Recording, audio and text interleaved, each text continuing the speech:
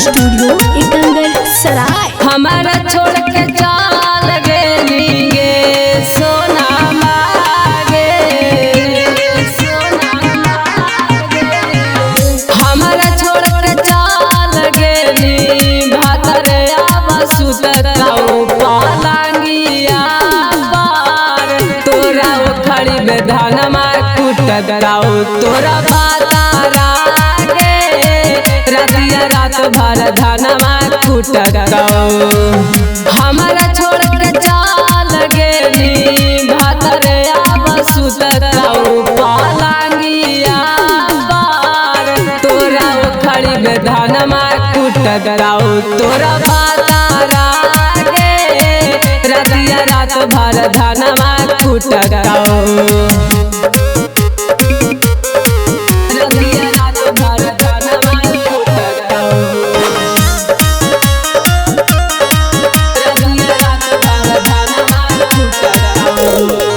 हमारा टहलाबो हानि मंगल बुध गे भातरे आब मजा लेताऊ पलंगा पर कूद के।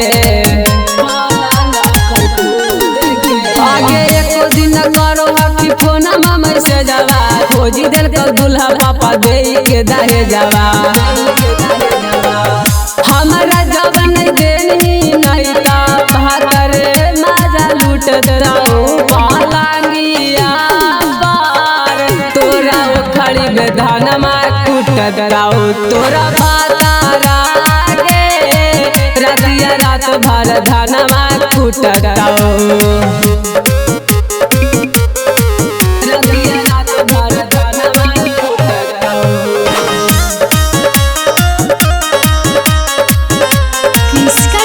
स्टूडियो एकंगर सराय। हमारा के छोड़नी आवाज जाइबौ पागल गे कुछ दिन के बाद तू तो बन जाइबी माई गे।